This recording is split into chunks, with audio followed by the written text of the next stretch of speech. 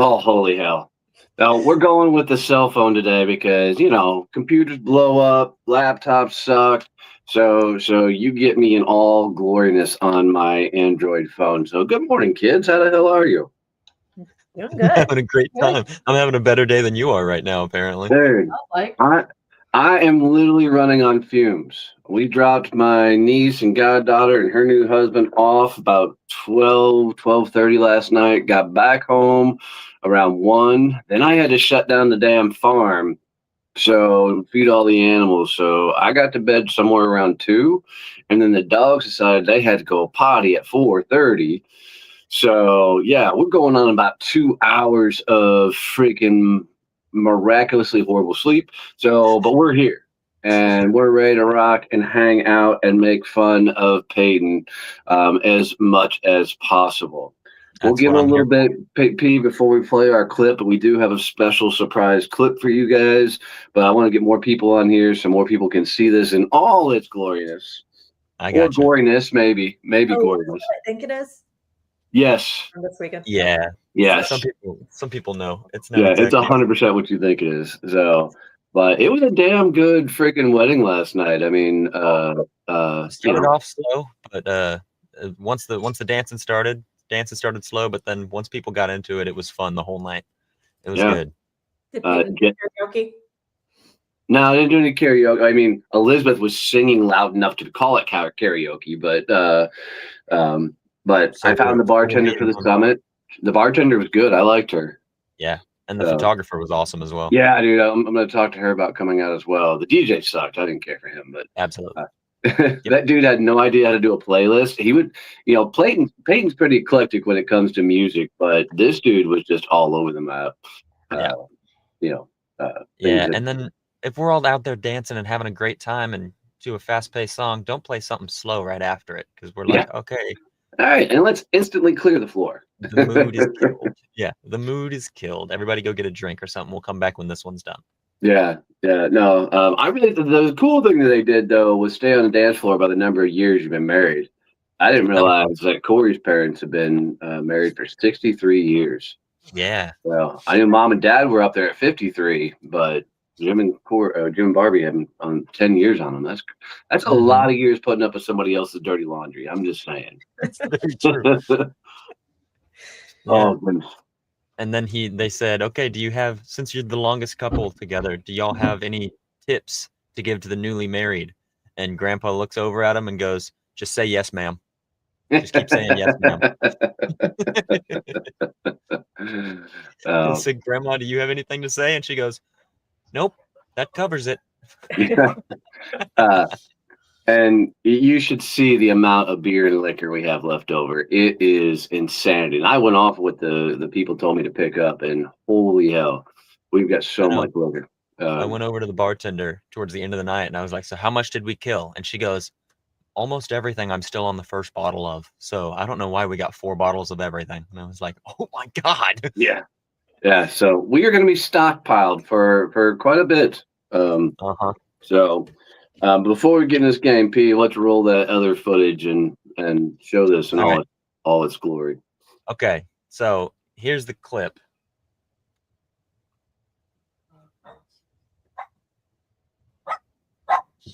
Where is he?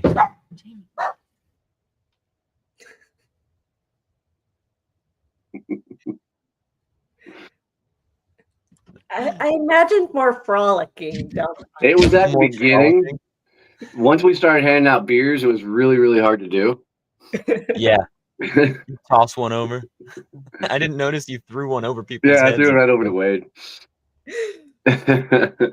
So for anybody who doesn't know, Peyton and I were in kilts, suit jackets. We got to play Flower Girl / Beer Boys. So that was quite a bit of fun. Yeah. So, all right, P, let's wake them up and play a game of some sort. You know what? I guess we have to, don't we?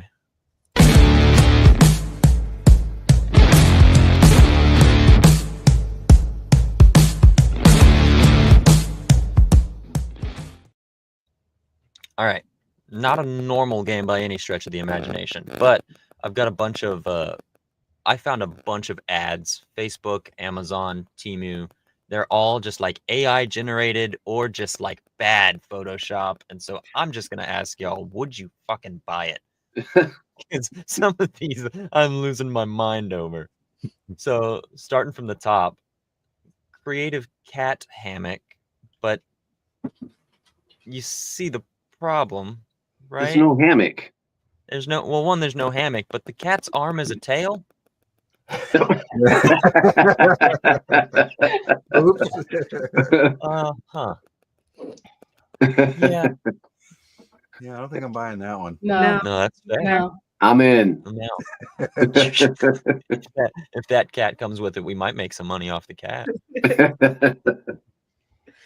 I like, yeah, Oh, my kids would so buy this. just bad Photoshop. His hands it- are underneath the. I mean, they the already handles. spend money on the little long, like I don't know what they're called. The grabber claws. thing? Yeah, Oh. the claws. Like usually they got the dinosaur on the end of it, right? Yeah. Mhm. I need one of those grabber things for my golf carts. It makes so much my lawnmower. Yeah. So, but I don't think those scissors, it looks like what I'm looking at, Yeah. are gonna work. It looks like scissors, but they called them trash claws. But then he's picking up. I have no idea what these are Who's supposed to be picking up anymore. Really, Picking up really- garbage and then going to steak. That's smart. No, there's Don't two run different with ones. those. Don't run with those. Don't run with those. Nice. Kids ice pack. ice pack. It looks normal, except you realize there's two hands. It's double the comforting of the child, or really fucking creepy. That is It's really also really fucking creepy. That is correct. Is that proof that aliens are real? No. And Donnie, would you wear these designer sunglasses? Yes, those They're just- are absolutely brilliant. They had And photoshopped all over. very, very, very fitting. Oh, Why is there the Absolutely. Leaning Tower of Pisa? Like, I don't. I mean, it seems like an appropriate mascot for these. The way they fit. Oh hell. I was looking in the photos trying to see where it put the Leaning Tower of Pisa. Here, Ashley, this one's for all of your dealership people. Look at that car. it only turns right. It only turns right. It's not real. It's What like in the world? way too smooth. They AI generated car, I guess. I don't know what happened. Wow. There's not You'd even a think the back dealer- end. I know. You would think the dealership would have photos of It's car. more lightweight. It saves fuel that way. By not having a gas tank? Yes. It's pedal powered. Oh, Flintstone style. Got it. Yes. Right. Ooh, Oh. ugh. Is she a That's- spider?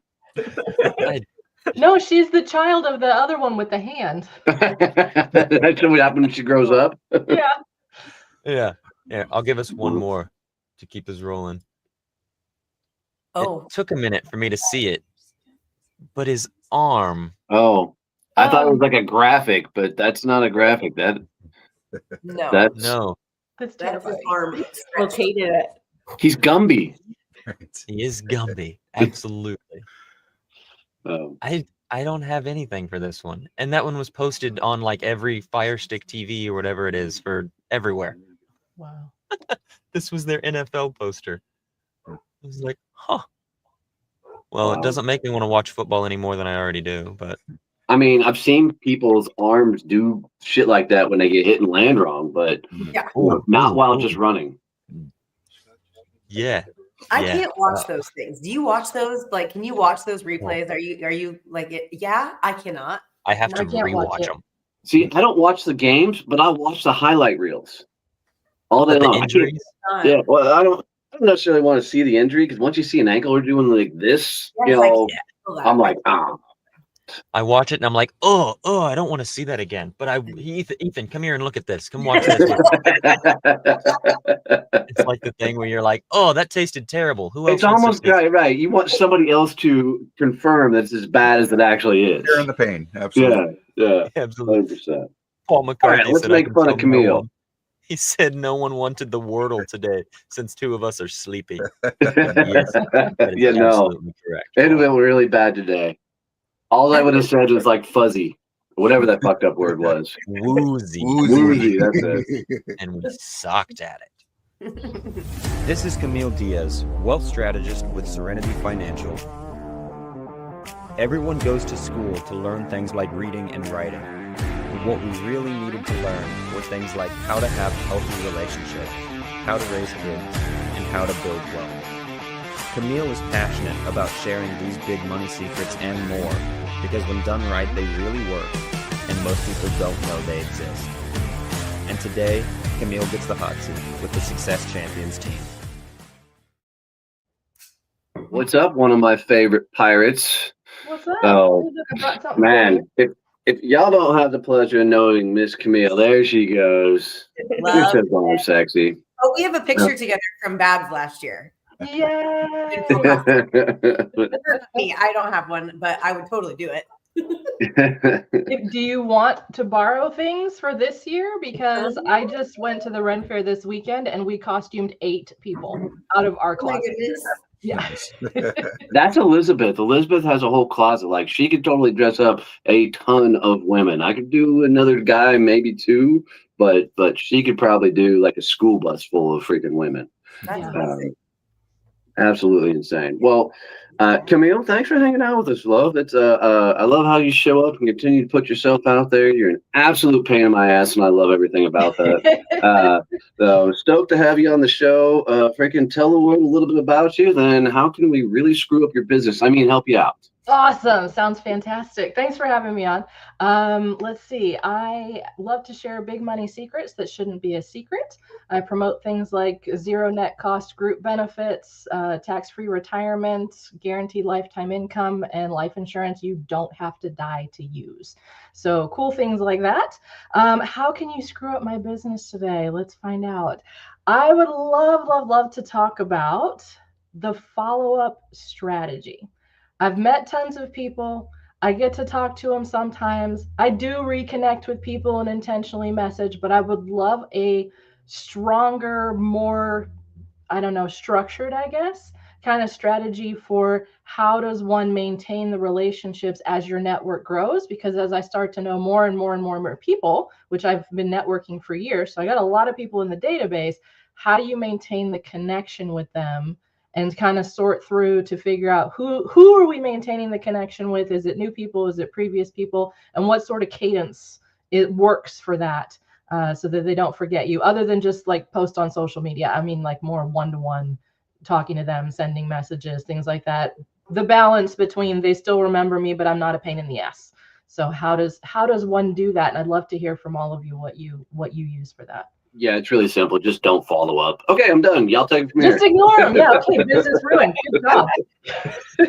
Mission accomplished. Why are you not good at it? That's a real question. Why? I mean, where are you screwing it up in your head? Where am I screwing it up in my head? So I feel like I let it go too long in between, and I don't have a set, I'm going to do this at this time, this at this. I just haven't made the pattern, haven't made the plan of what happens. So I'm kind of asking what has worked so that I don't have to test everything and figure it all out from scratch. So I'm doing it, but not consistently and not at a pace that's probably highly effective. So I've got people from years ago that it's like been 5 years. I'm like, oh, I've never talked to that person since, but we had a great time before that. So I think I could do better than 5 years. I have another question. Yeah. A follow-up question. Ha, ha, ha. Oh. Wow, that just happened.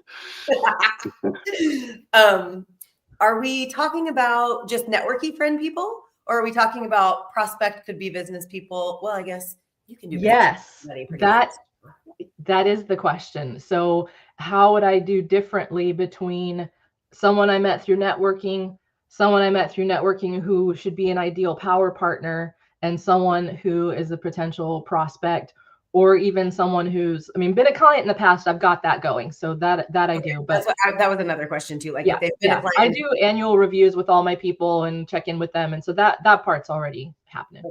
Okay. Got it. Check. So one thing I will say on the people you haven't talked to in 5 years, the dumbest thing to do is reach out and go, hey, we should catch up. No, we don't like it when we get it, right? We know that if we haven't talked to you in 5 years and you're reaching out to catch up, most times you just got into something new and getting ready to try and pitch me some stupid shit that I don't need. So my favorite way to catch up with somebody over a long period of time is to make an introduction in front of it. Say, hey, I just ran across somebody. Your name popped in my head as somebody they should meet.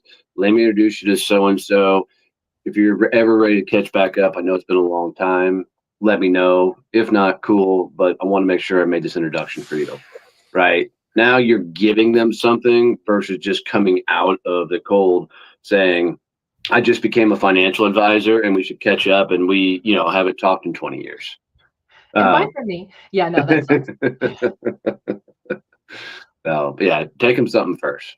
It works really, really well. I've got a whole system. But before I roll out the whole system, I want to hear what these guys have to say about what they're doing with follow-up and what's working for them. Ladies, you're more than welcome to jump in. Okay, so I'm going to put this one on the table. One of the reasons why I started an SCN group 2 years ago was so I could stay ahead of this. So I could go out and meet the people that I wanted to meet and bring them home and sit in front of them every single week. And then I didn't have to worry about the follow-up because they were seeing me every single week and we were talking business every single week. Sorry.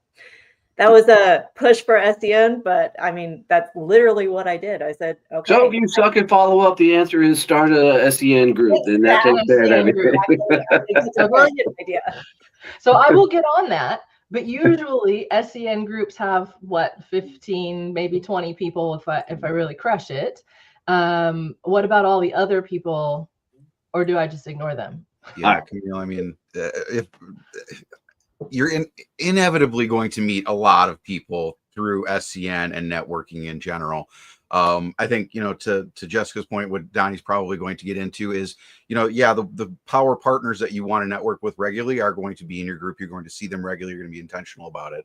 But then you also got to be intentional about the other people that you meet as well. What is it that you do want to continue to communicate with them about? Be intentional with it. And that's something that you have to figure out. Is it still, potential introductions and referrals? Is there something there? And if there's not, I mean, you're going to meet people that there's one conversation. Yeah. So, Good. And maybe it's just the way my memory works, but I will see things and it will remind me of somebody that I haven't talked to in 60 days or a year or something like that. And I will just send it to them with no other thing other than that. And just be like, saw this, thought of you, wanted to send it along. And like remind them why it made me think of them or something like that. But you could also very easily like find things that make sense to send to people, Yeah. That you can say, oh, this totally brought you to mind, wanted to send it your way. Don't make it salesy, of course. But, something that like if you were part of a certain group together and just find something personal to make a connection about that you can say, hey, this just made me think of you, wanted to send it along. And that's a super no pressure way to just stay in front of them. And then it also gives you the opportunity to maybe like a week or so later, message them again and be like, so, hey, how's it going? It kind of opens the door. You've already like soft opened it a little bit and then you can chat with them. So trying to remember personal things like that. And I will also put random things on the calendar. If somebody tells me something about like they're having like their kid is graduating or something like that, I'll put a note on the calendar and be like, don't forget to check in with John about kids graduating, whatever. Mm-hmm. Okay. I like that. Just so that it's like not like you're not like following up all the time. It like gives you a next date to put on the calendar to follow up with that person to talk to. Ashley's over here taking doctor notes, writing in our folder. Exactly. I do. That's how because those are the things that I like to connect about so that it doesn't feel salesy or feel like I'm trying to like become a client. You know what I mean? It's just easier that way for me. So I also like to connect about genuine things and not random, like not just like the holiday, right? When somebody texts every single person on a holiday, I get like 12 of those. So I probably don't remember who it was. So I would much rather remember that they were having a thing or an event or whatever and messes them over. That sounds way better. Yeah. That's why I'm glad LinkedIn gave you the option to turn off your birthday. Because all the stupid birthday that people you don't even know, even the fun ones, is happy birthday. Do you need health insurance? Is my favorite. But so Camille, have you ever ranked your network? Yes, I do actually. Yes. So when I meet with people, they get a score. Cool. And I got that from you. That's all I wanted to bring back up. From my head, there's 4 tiers inside the rank. Rank ones are people that you're never going to do anything with, whether they're too salesy, they're an asshole, whatnot. You're not going to be around. I put a lot of people at rank 1, right? Because they just don't get it for whatever reason. Rank 2. That's just your network, right? These are the people that you can introduce to anybody. They're not high value, high priority in the life, but they're out networking, so you can introduce them to other networkers, good people. Tier 3 is your starting lineup. We'll come back to those. But tier 4 is your protected network. This is our clients, our influencer friends, maybe celebrities will fit in that group, but the people that would take a lot of work for somebody to get access to. For me, my follow-up system only happens to my starting lineup because they're the only ones I give a shit about. But that starting lineup moves back and forth. So, most times if you look at somebody and say, hey, you know a CPA, I'm looking one for my company, most people will be like, oh, I do know a CPA. Let me introduce you to so-and-so. That person that comes up when somebody says, I'm looking for whatever industry, field, or whatever, that person owns a piece of real estate in your head for that industry. So if I said, anybody know a bookkeeper, whatever bookkeeper you think of, that's the starting lineup in the bookkeeper position, right, for your head. And we have people in all kinds of industries that own that seat. And if you don't have people in industries, you need to go find somebody to fill that seat. So you think about everybody that sells to your ideal client that's not competition. Make a massive list of all those people, all those industries, and go, who's going to be my starting lineup in that particular industry? And the way I look at it is, for some people, I'm a rank 1. For some people, I'm a rank 2. For some people, I'm their starting lineup. And for some people, I'm their tier 4 untouchables, right? Not many of those. But when we think about it from that perspective, let's say, real story, my oldest brother's a handyman. If something breaks at my house, Scott's going to get the call most times to come out and fix it. Okay. But if I'm out networking and I meet another handyman and the handyman goes, hey, I just did a house for CEO of a $100 million corporation. They've got, 100 salespeople across the US, and they're looking to do some networking workshops and whatnot. I'd love to introduce you, refer you in there and see if you can land that business. If I get an introduction or referral at that level from another handyman, I promise you, next time something breaks at the house, the handyman who just put a lot of money in my pocket's getting that call, right? They're going to get the referral. So what I'm always looking at is the person that's in my starting lineup. Am I going to keep them there, or do I need to find somebody else to put in that position? Will they feed my business? Can I continue to feed theirs? Which is a key thing for me. If I can't continue to open doors for them, right, then maybe I got to find somebody better in that starting lineup position. What I find is a lot of people have a starting lineup, but it's not a curated list. It's just somebody they happen to know. They haven't specifically thought about, how am I able to really grow that person's business and vice versa? So, it comes back to you.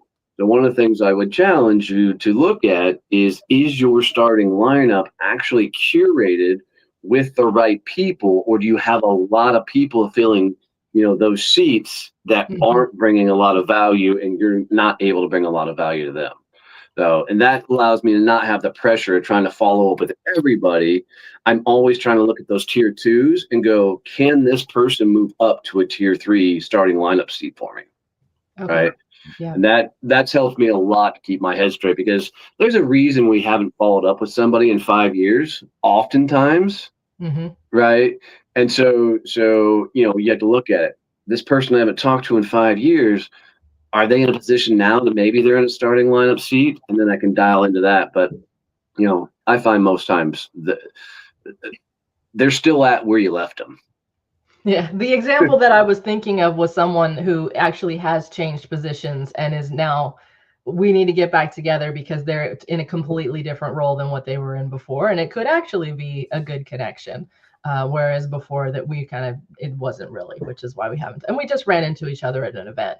But it just sort of got me thinking about who else is out there that changes have happened and I wasn't tracking. How often are you comparing your lists and looking at the tiers and subbing out people in your starting lineup? It's revenue driven. So if I'm looking at my starting lineup, I'm looking at who's feeding it. Because if you're feeding me, I'm going to go out of my way to feed you. Mm-hmm. Right. So if I'm looking at the numbers and the numbers seem off, it means either I'm not feeding my starting lineup enough or I need to adjust. And sometimes, actually, probably more often than not, it's because I'm not feeding it well enough. Right. Because once you find somebody that's a really solid person to put in your starting lineup, they usually will continue to earn that spot time over time over time over time. Like I think of a guy like Thomas Howard, man, that guy's got my starting lineup for big company bookkeeping like nobody's business, because that dude just continues to open freaking doors. I'm like, shit, I can't keep up and open up enough doors for him because he's so damn good at it. Mm-hmm. Right. And that's the way I try and look at it is, who's going to be that person. And, sometimes people fall off because life happens or whatever else. Now I have to think about, how do I replace that? How do I put somebody else in that position? Which is not always easy. It's not. It's really not. I know a lot of people in certain industries, but it doesn't necessarily mean that it's reciprocal, because I do send quite a bit of introductions out, but I don't always get a lot of introductions back. So that's so I kind of put a limit to it. So I'm always thinking through, okay, I've given this person 4 or 5 introductions. They haven't introduced me back. And it's not about tit for tat. I'm just looking for somebody who gets it, like somebody who understands that you should be opening doors. And if I've given you 5 or 6 introductions, not even referrals, and you haven't even thought to bring my name up in any conversation, either you don't understand how to network or I haven't brought you enough of the right value. Either way, I'm likely going to move on to the next. But that means I won't continue to make introductions. They will just be a tier 2 and get more randomized versus very, very specific introductions like my starting lineup would get. Yeah. And there is science behind it. So if you look up, it's a theory called Dunbar's number. And it kind of stacks it exactly how Donnie was framing it. So you have your first 5 close connections. And those are your best friends, your trusted peers, the people that you can refer most to. Then it goes, the next level is 15. So those are your frequent personal and professional contacts. Then we go to 50, 150, and then 500, and to anyone that's in the 500 to 1500 is the weak length kind of thing. So there is science to how many people you can keep in your world and keep in your capacity. Yeah, and this whole Dunbar study, it's really, really kind of cool, because one of the things that we found, even looking at the network, is once a chapter gets to 15, you almost have to bring them back together and give them a new mission, new vision, kind of help them recreate core values for those people, because it plateaus otherwise, because there's like some lack of direction or something. So, and I think most people, your average starting lineup is going to be around 15 people that are solid, that are, reciprocal in nature, which in my head is always just easier to manage. You're not managing 1,500 people. You're worried about the 15 and maybe that next tier up to 50. How am I moving people in and out of my starting lineup? Because you also got to look at it from the perspective of, how am I earning the starting lineup in their world? How do I become their go-to for the things they do? And that's, for me, is always about the amount of value I can bring them, right? If I really need them as my starting lineup, if I can bring them enough value, I'll earn the spot. If I can't earn the spot, I'm going to find somebody I can earn the spot on. Mm-hmm. Yeah, that makes a lot of sense. Someone else was just telling me about this group size type of thing. Like if you've got 7, they all work really well together. And if you get 8, then half the participation falls off. And if you get up to, I think it was 17, then they all pay attention again. And then, like you said, the participation starts to fall off if you get higher than that. So maybe it's the 15 or whatever, but yeah, you get higher than that. And then some people aren't engaged anymore, and you have to bring them back or make the group smaller, one or the other. So yeah, really, thank you for the name of it. Now I can go look it up more. That person didn't tell me the name. So, And you can also look at like the different types of events and level out the different types of events that you're going to. So like SCN is tier 1. That's your close 5 contacts. And then your group is your 15 contacts. Well, your 50s are going to be your public networking events that you can go to every Friday, or not Friday night. I don't want to go to a networking event Friday night, but Wednesday. But like Wednesday night happy hour, your 50 contact event. So start leveling those events out of where can you find those new people to refresh your lineup if it starts wearing out. That makes sense. Yeah, I like that. Yeah. So. And I like having the ranking system in my head, especially when I'm out in person networking, because you can tell a lot about a person through that first interaction, like how they carry themselves. What are they constantly talking about? Are they curious about my world at all, or is it all on them? I'm really good at keeping a spotlight on somebody else, especially if it's in like a one-on-one conversation. But if they don't know how to interject and grab the conversation for me, sometimes, it's an indicator. But I've been to events where people aren't starting lineup, immediately, because as I'm talking, they're like, "Oh God, you need to meet so-and-so. Hold on, come here. Let me introduce you to so-and-so." And they take you right there to the person. You're like, "Dude, that was a great introduction. Thank you for that."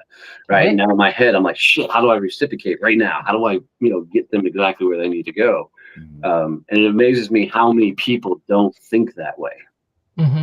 Well, and that's the fun of going out to an event with your starting lineup. You guys start working the room together, and eventually you guys start attracting people because everyone knows that you 5, 10, 15 people are connected together, and they start asking questions like, who are these people? They know each other and they're working the room together, and it just attracts more people into your hemisphere. Yeah, that's going to be really fun. Camille's working this up in her head. She's like, "Oh, I already got a room in my mind." I do. There was an event last year that was like a combination of 3 different local networking groups, and there were over 100 people there. And it was kind of interesting because I kept having to get away from my friends. Like the people that like me see me as comforting. And so they're like, "Hey, Camille, what's up?" And I'm like, "Hey, good to see you. Let's go meet some people." Because they just wanted to hang out and chat. And I was like, "No, that's not why I came here." So a group that I could go with that would be strategically working the room, and we're all introducing each other to the right people, would kind of be amazing. So that's what's fun about DFW and the volume of members we have in SCN in the Dallas-Fort Worth marketplace. Because if you go to a happy hour, you're going to see a cluster of SCN members. And by the time the end of the night's going, people are like, "What the hell is this SCN thing?" Right? Or, so it brings a lot of awareness, but it also puts you almost in an elevated tier, because you all go in with a common ground, a common game plan, right? And so there's even to go Ashley's woo-woo shit, there's even an energy behind it as you guys walk into the room. So it's pretty damn powerful. All I will say is, if you go into a room with Donnie and he's across the room and catches your eye and waves at you, pretend you don't see him. Walk the other way. Run, because I'm about to dump somebody on your ass. Oh, yeah. I'm in a bad conversation when I start trying to look over their head to find somebody in the damn crowd I can dump this person on. That's why we always need one of the low tier people to be in the room. Yes. Yes. Eventually I would figure out that they're the trash can, though, to get dumped on. Well, I also love like meeting 2 tier 1s that are just like complete assholes and going, "You know what? Let me introduce you to this other one." And just, it's kind of like pulling a pin on a hand grenade and walking away to see what's going to happen. Which is, just awesome. So the other thing I think people think about is they're so focused on sales versus building partnerships with people that are going to open a lot more doors, that they don't look at their network from a, how do I earn their trust? How do I earn their business? They're only coming at it from a transactional nature of almost subconsciously, what can I sell you? And they don't mean to, I think, a lot of times, but they don't really understand the value of building somebody else's business and what that can do for them. And so it's really, really, really fascinating. As we continue to teach things like the synergy triangle and the likes, we know how much work we've got to do to get more and more people to embrace this way of networking. But when they get it, it's so cool to watch their business start taking off because they get it, they understand it. So another thing that I think about is if I'm not earning starting lineups on other people's teams, like they're not, reciprocating alike, then I'm evaluating, what am I doing wrong? How am I not showing up right that people aren't opening the doors for me? What is it that I'm doing? Like early in my career, people were worried that I finally had to start asking people, I'm like, why don't people give me introductions? And it was people were concerned that you're going to sell anybody they put you in front of. Right. So I had to learn to pull back on how I was putting myself out there because I came across more aggressive in nature just because of my personality. So I had to not change who I am, but try and lessen how I was approaching people and building relationships. So I didn't come across as the kind of the greaseball sales guy. But self-evaluation of why people aren't opening doors and things for you is huge. But it takes a lot of self-awareness to pull that off, which a lot of people aren't self-aware that they should be, but that's a whole nother, podcast. So I'm going to give you some advice that I should probably take myself, but also make sure that your starting lineup is super clear about what you do and make sure that you are super clear on what they do. Like crystal clear, so that you are making the right introductions. So like to Donnie's point, if you're not getting them, maybe you're not making the right ones. So maybe go back to everybody who you would consider your starting lineup and be like, hey, let's just go over where you are right now and where I am right now so that we both know and are aligned on what our businesses are so that we're referring the right people to each other. And so that we're making the right connections to those people. Love that. So that's kind of There's some people you run across, you're like, God, I just want them to win. They're such awesome, amazing people. But I have no fucking clue what they actually do for a business. I want to help them. I want to pour into them. I want to open the right doors. But what are those doors to actually open for them? Because they're not clear. But they're usually because they're younger in business and they haven't broken up enough things to figure out what their business is. Or they're in an industry where they're hiding what they actually do through some clever words, trying to cover up that maybe they're a financial advisor just because I love fucking picking on them, right? Or they're just in a more obscure field, which, Camille, you're in that little bit of that more obscure field type of product and service. So some of it, when you run across people, you're like, man, I want to help them out, and you don't know how, it's because of potentially how they're showing up and presenting themselves. And it's almost like they're trying to hide what they do because people have a reaction to their industry or whatever they're into. So I always tell financial advisors, own the fact that you're a financial advisor. Nobody wants to put their money with somebody who is not competent to introduce themselves as a financial advisor. They're so worried about the damn flinch from other people. So sometimes for a lot of people, it's being able to boldly just put yourself out there and not worry about the opinions of others, which is fucking not easy to do. It's not. And I'm in the insurance industry in multiple insurance fields, and we are one of the most hated people because there's a lot of people out there doing it wrong. Not one of the most hated not people. Helping, not serving, just freaking people I out. wouldn't say one of the most hated people, but there's yes, other people have given you a bad name for sure, but it's also in the approach of how most people show up. Like, if you sit across from I'm going to try not to bash companies, but if you sit across a certain financial advisory firm, they are aggressive as fuck. And they are going to come straight at you. So, when they say I'm with XYZ company, like in the back of my head, I'm already backpedaling before I tell this dude to fuck off. Right. It's because I know how their sales tactics are. So sometimes it's the way they're trained or taught to come more aggressive in nature. It is. But I'll tell you how bad it's been for me with some other companies. Sat down to do a coffee in person with a guy from another company. He starts telling me about what he does. And I'm basically like, well, we do the same thing. And he's like, no.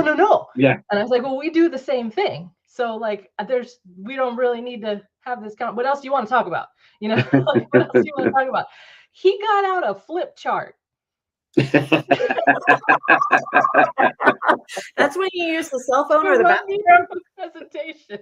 What, Jess?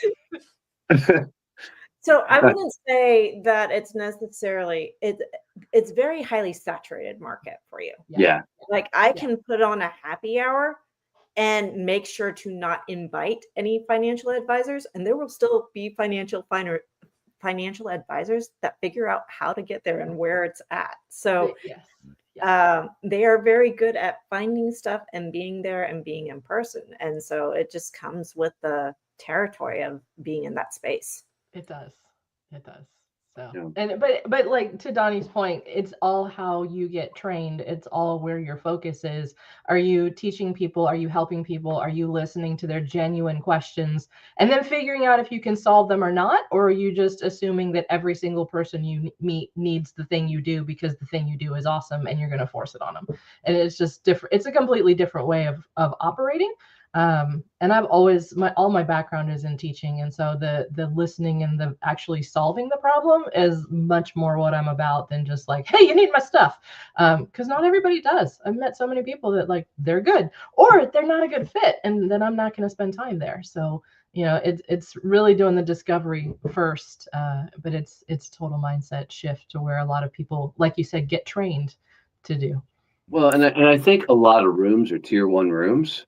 Right. So you're going to get more pushback in those type of rooms where it's more transactional of a room. Maybe it's a first time happy hour, or it's an event that's become really cliquey because, it's just the same people keep showing up and the like. So part of it is also trying to find elevated rooms. Like, how can you get in the more obscure, high level rooms where you're talking to more people that are actually selling into companies?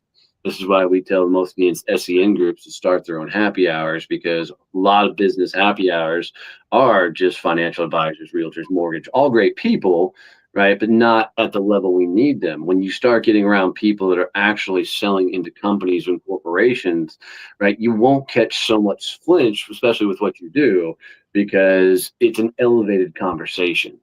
And you just got to get into a lot more elevated conversations and get that starting lineup to be people that, actually get it. Yeah. And actually, I'm finding that. So with the benefits that I'm doing, I do sell into companies, and it is actually helping to get to talk to more elevated people that understand it and get it and know how it works and want to exchange people back and forth. It's kind of awesome. So yeah. And this is not a bash on chambers, but like a lot of chamber happy hours have a lot of wrong people for selling at the level you need to be selling, because you need companies with 10 plus people, and most people that are at traditional networking events and stuff, they're just not going to be there. So and if you're listening or watching this and you find yourself going to a lot of those events, create your own damn event, right? And just elevate it, because First Thursday happy hour here in Fort Worth, Texas, it's pretty cool to watch 50, 60, sometimes maybe even 70 people all selling into companies, one or two randos popping in now and then, every now and then, but the conversations are just automatically elevated. Yeah.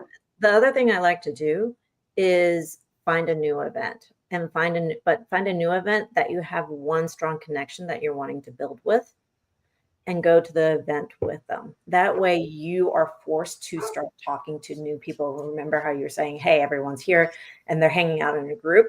Well, if you force yourself into new events, because we're people of habit, so we like going to the same events, but finding the new events brings the new people into our world. And just having that one person in the room that already knows the group kind of gives you that authority to be there. And you say hi to them, and then you just keep on moving around the room. Everyone saw you say hi. They know you're part of the cool kid crowd, and now you get to move the room. I don't know about cool kid crowd. Thank you for that. Well, just wear your Camille. You just need to wear your hats out there into all your networking, and you'll be fine. Like, if nothing else, people are going to come to you want to know why the hell you're wearing a pirate hat, or in your case, the Buccaneer hat. But hey, either way, it's the one that look. Oh, thank you. There you go. Love it. Yes. There you go. Yes. So, Well, that's Camille, cool. another thing that I heard you say that this is just popping into my mind, so I wanted to say it. You said you're a former educator. Are you a former teacher? So I've always worked in informal education, so education department at zoos and after school programs and things like that. And then I've written curriculum and trainings, and I love that. I feel like that's such a good connection for you to find within other that I think would bring you starting lineup people. Like if you can find other people with education background a little bit, I don't know. I just feel like that common thread will help you find good starting lineup people. I always find like that when I have some background piece, like anybody who has ever done an outward bound course. I know that sounds crazy to people that don't know what it is, but it's like backpacking. I mean, that's a good movie, Outward Bound. That's a good movie. No. Oh, that is a good movie. Oh, that makes Milo. Oh, yeah. Yeah. We're not talking about that. But like that common thread will always pull me to refer a person because it's a thread that not many people have.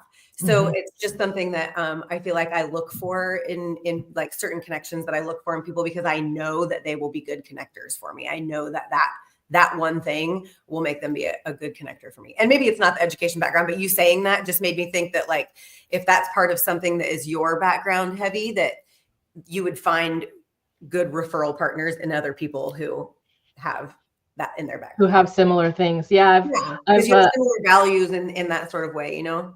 Right. That is true. If we're ever on Zoom together, you'll see my background where I have things on there that interest me.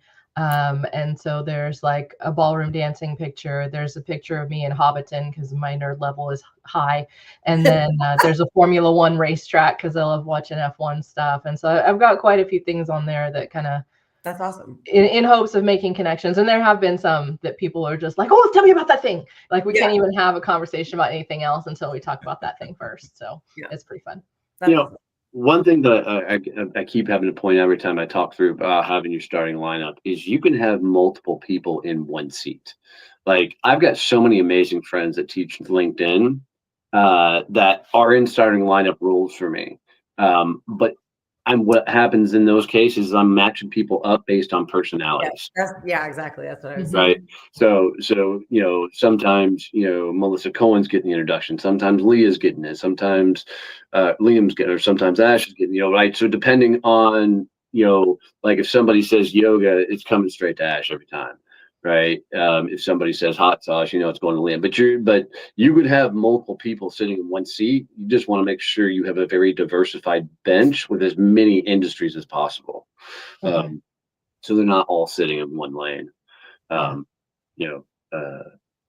a lot of really, really good people out there that get it, and they just may happen to sell the same damn thing. So it's fun to have some really good, diverse people. I have a technical question for you on this. How do you track it? Do you have this written somewhere? Like, do you have a spreadsheet? I'm an insane motherfucker that just remembers it all. And I know that drives people nuts. But I just have a natural ability to remember a lot of damn people. But also your starting lineup, they will stay in your starting lineup or they'll move on. Right. So it's a constantly growing thing, but I'm not And once people hear the starting lineup, don't do what a supposed micro influencer on LinkedIn did to me. They reached out and they're like, "Oh, what rank am I on your seat?" Yeah, if you have to ask, it's not rank 4. All right, let's just put it out there like it is. But you could keep a spreadsheet of all of this. I will tell you, there's a lot of studies showing right now that 7 days is top of mind. right? So if you have a starting lineup, a touch point every 7 days to those people is going to be massive. Because it used to be 30 days, but with constant shortening of time, TikTok, all that crap, it's going down to 7 days. So now it's thinking through, how am I touching my starting lineup every 7 days with something? And it can be even just a quick text message or something simple. Social media does make it a lot easier when you're hanging out with a bunch of cool people on LinkedIn on a regular basis. You can stay top of mind of a lot of damn people over time. And there's even, some of us have private groups on LinkedIn where we're keeping up to date with each other. And sometimes you'll open my LinkedIn app and there's 70 fucking messages. You're like, all right, guys, go get some fucking work done. So I took the weekend off from the treehouse this weekend, and I come back to this DM thread with like 46 messages. And I'm like, I can't keep up. But I do keep, Camille, a spreadsheet of not necessarily like what I would consider my starting lineup, but like people who, they would be starting. I would consider them starting lineup people. If they introduce me to someone, I put that in a spreadsheet because I make sure that if someone is in my starting lineup and they're introducing me to somebody, that I am going to make effort to have that conversation. So I do keep track of that. And like, I make a note of if I've reached out to that person and if the ball's in my court or theirs, if we're going back and forth, just so that like, I know I've done my part, because that's to me, like what Donnie's been saying, it's a big part of how you show up, how other people will show up for you. And so I try to make sure that the people who are in my starting lineup, if they are introing me to somebody, I'm making sure that I'm trying as hard as I can to have that conversation. I also say that it should be natural and it should be reciprocal. So if they're not reciprocating on staying in touch, are they really part of your starting lineup? And are they making it hard to stay in front of you? So also see, what are they doing to stay in front of you as well? It shouldn't be hard to stay in front of each other. Yeah, that's well said. Because if you're having to constantly keep them top of mind, or have them keep you top of mind, then they're not in your starting lineup, and it's lopsided. So for me, and once again, this isn't tit for tat. This is about a mutual respect and understanding that, we are going to help each other out. And I often find that the people that don't earn a starting lineup seat in my world, it's because either they're too desperate in business, right? They're unclear, or they're just not going to go after business at the level that needs to happen for a lot of introductions to happen. I mean, there's a lot of great people out there that I'd love to help, but you can tell just by how they show up and how they carry themselves that, man, I'm just not going to keep feeding them, because at some point that's going to hurt my reputation. Right? At some point that's going to hurt my brand. So curate the list really, really, really well. Good people are good people, but at the end of the day, you've got to grow a business. Right. And don't tell somebody where they're at on your rank. Never. Let them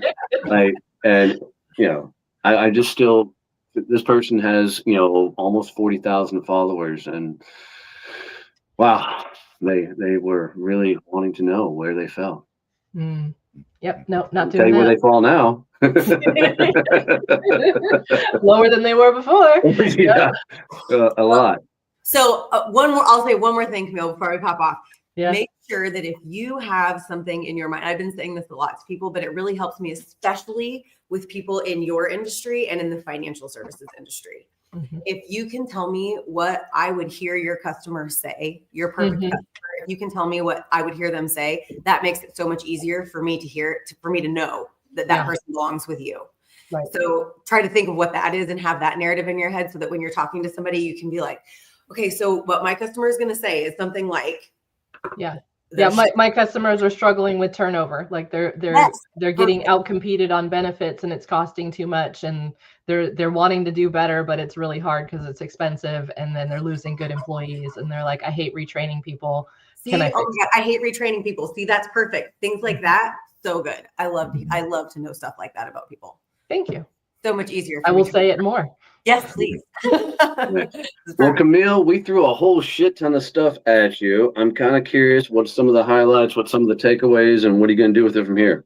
Yeah. So one takeaway is that I'm on the right track. I've got people categorized. I'm actually keeping track of that. And now it's just to go and actually narrow it down. So really, I think you made my job easier because I can go through and go, okay, which one of these people have never reciprocated? You know, I've sent them multiple introductions. They've never sent anything back. I'm clearly not on their radar. What's the point of wasting time, you know, trying to reach out or reconnect with them? So now I've got some actual numbers, like this many people, this, you know, focus on this group type of thing. I'll work on my close starting lineup for sure. Already have ideas of who those people are. I already know who they are. But filling out the other industries in there is what I'll be doing next. For that is actually being really intentional. Okay, who do I have in these other industry seats that are not already filled?